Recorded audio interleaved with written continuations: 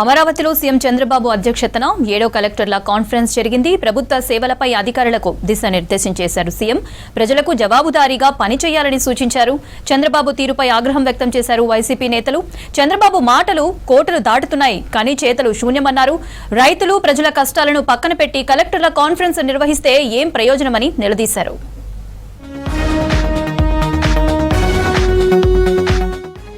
ప్రజా సమస్యలను 100% పరిష్కరించాలని అధికారులను ఆదేశించారు సీఎం చంద్రబాబు.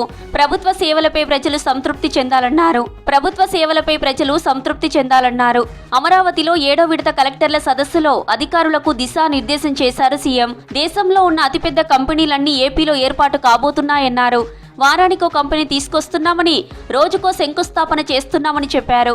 అలాగే త్వరలో స్థానిక ఎన్నికలు నిర్వహిద్దామని కూడా అధికారులకు చెప్పారు సీఎం. అనునిత్యం రిఫార్మ్, ఇన్నోవేషన్, డెలివరీ, ఈ మూడు కూడా మనం ఎక్కడికక్కడ వర్కౌట్ చేసుకోగలిగితే it is inspiring time. Technology is matured. Technology అందరూ కూడా అడాప్ట్ చేసుకునే పరిస్థితికి వచ్చారు. ఇందులో మనం ముందుకు పోగలిగితే బ్రహ్మాండమైన ఫలితాలు వస్తాయి.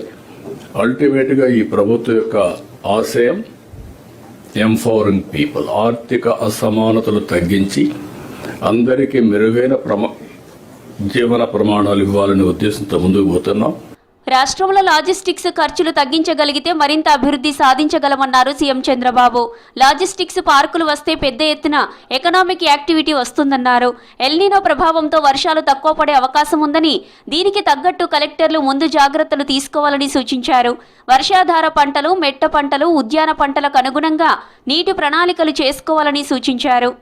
ఇవన్నీ కూడా ఎంఓయూలు పేపర్ మీద పెట్టడం కాదు. 17 ఎస్ఐపిబి మీటింగ్లు పెట్టాం. 11,37,222 కోట్ల రూపాయల పెట్టుబడులు క్లియర్ చేశాం.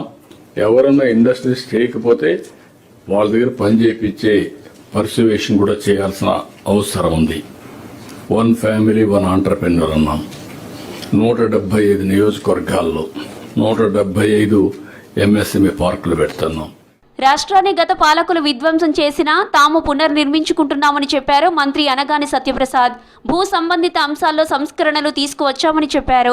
రిజిస్ట్రేషన్ శాఖను సిటిజన్ ఫ్రెండ్లీగా తయారు చేస్తున్నామన్నారు. రెవెన్యూ రిజిస్ట్రేషన్ సర్వీసులు ఒకటే ప్లాట్ఫామ్ పైకి తీసుకురావాలని నిర్ణయించామన్నారు. కలెక్టర్ల సదస్సులో రెవెన్యూ శాఖపై మాట్లాడారు మంత్రి. సింగపూర్ పర్యటన అంశాలను వివరించారు.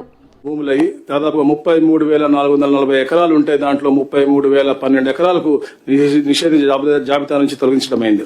అలాగే చుక్కల భూమి గురించి కూడా ఈ 2-3 రోజుల్లో గౌరవ ముఖ్యమంత్రి గారు డెసిషన్ తీసుకు పాజిటివ్, అంటే లార్జర్ ఇంట్రెస్ట్ లో మంచి పేదలకు మంచి జరిగే విధంగా దాన్ని కూడా మనం ప్రకటించబోతా ఉన్నాం, మార్గదర్శకాలని చెప్పేసి కూడా నేను తెలియజేస్తా ఉన్నాను. సీఎం చంద్రబాబు మాటలు కోటలు దాటుతున్నాయి, కానీ సరకు శూన్యమన్నారు మాజీ మంత్రి జోగి రమేష్. చంద్రబాబు పనితీరుకి రైతుల కష్టాలే నిదర్శనమన్నారు. రాష్ట్రంలో అసలు ముఖ్యమంత్రి ఉన్నారా అని రైతులే ప్రశ్నిస్తున్న పరిస్థితి ఉందన్నారు. రైతులను పట్టించుకోకుండా కలెక్టర్ల సమావేశాలు నిర్వహిస్తే ఏం ప్రయోజనమని నిలదీశారు. విద్యార్థులు, మహిళలు, రైతుల తరపున వైఎస్ఆర్సీపీ పోరాటం కొనసాగుతుందని స్పష్టం చేశారు.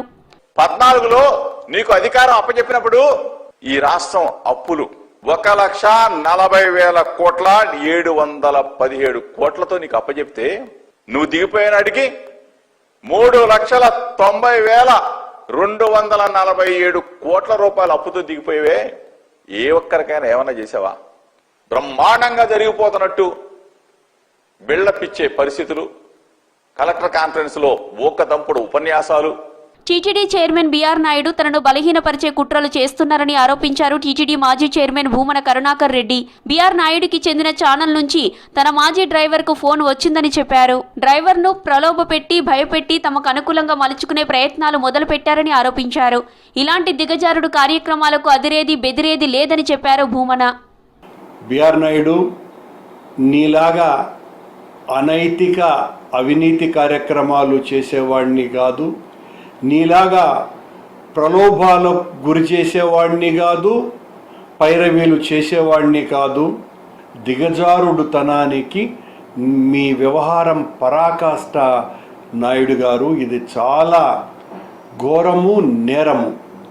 ఇలాంటివి ప్రయోగించటం ద్వారా మమ్మల్ని ఏదో బలహీనం చేయాలని అనుకుంటే అలాంటివి కుదిరే పనే లేదు అని.